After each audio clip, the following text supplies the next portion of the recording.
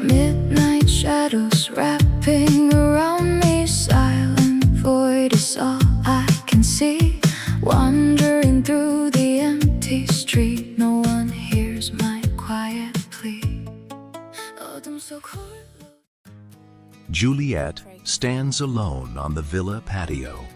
The pregnancy test trembles in her hand. Tears continue streaming down her face. The waves crash gently against the shore. She slowly wipes away her tears, taking a deep breath, then quietly walks back inside. Inside the bedroom, Brandon is still asleep, completely unaware. Juliette carefully opens her suitcase, lifting several folded shirts. She hides the pregnancy test beneath her clothes, then quietly closes the suitcase. She climbs back into bed, lying beside Brandon, staring up at the ceiling, unable to sleep. The following morning, sunlight pours through the villa windows. Brandon slowly wakes up. He smiles as he sees Juliette already sitting outside on the patio. A cup of tea rests in her hands. He walks outside. Morning. Juliette smiles. Morning. Brandon notices the tired look in her eyes. You didn't sleep much. Juliette quietly shakes her head. Not really. Brandon gently squeezes her hand. You should take it easy today. Juliette forces another smile. I will. Brandon leans down, kissing her forehead. I'll see you tonight. Juliette nods.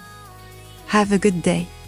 Brandon grabs his toolbox, then heads off to work. Juliette watches him disappear down the path. Her smile slowly fades. A short time later, Juliette quietly leaves the resort. She climbs into the SUV, driving toward a nearby medical clinic. The drive is silent. Her mind races with questions. Fear, uncertainty, hope, guilt. She doesn't know what she's feeling anymore. Meanwhile, the resort is preparing for a children's charity festival. Employees decorate booths, hang colorful banners, set up games. Brandon arrives carrying lumber for one of the carnival stands.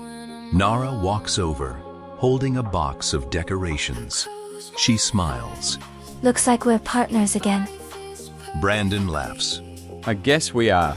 The two spend the morning working together, building booths, hanging signs, decorating the beach. They joke with one another, laughing throughout the day. Their friendship feels effortless. As Brandon finishes hammering one of the wooden signs into place, one of the older employees smiles, looking between the two of them. You make a good team. Brandon chuckles. We're just trying not to break anything. Nara laughs. So far, we're doing pretty well. The employee smiles. I wasn't talking about the decorations. Brandon and Nara glance at one another, then quickly laugh it off. Returning to work, neither gives the comment much thought. Meanwhile, Juliette walks into the medical clinic. She approaches the front desk. The receptionist smiles warmly. How can we help you today? Juliette hesitates. I think I might be pregnant. A short time later, Juliette sits quietly inside an examination room. The doctor reviews her results, then looks up with a warm smile. Congratulations, you are approximately 6 weeks pregnant. Juliette lowers her eyes. She doesn't smile. She doesn't cry. She simply stares at the floor, trying to process the words. The doctor gently asks, Would you like me to contact the baby's father? Juliette immediately shakes her head. No. The doctor nods. I understand. He hands Juliette several papers, along with information about scheduling her first ultrasound. Juliette quietly accepts them. Thank you. Then, slowly, walks out of the room, alone. Later that afternoon, Brandon and Nara finish setting up the final booth. The beach is beginning to look festive. Colorful flags wave in the breeze. Children laugh nearby. Nara smiles. I think we're finally done. Brandon stretches. I forgot how much work goes into one event. Nara laughs. You'll sleep well tonight. Brandon looks out toward the ocean. A small smile crosses his face. I've been doing a lot of that lately. Nara notices something in his expression. What are you thinking about? Brandon shrugs. I've just been thinking how lucky I am. Nara smiles, but something about his answer lingers with her. She quietly looks away. That evening, Juliette returns to the villa. She quietly walks into the bedroom.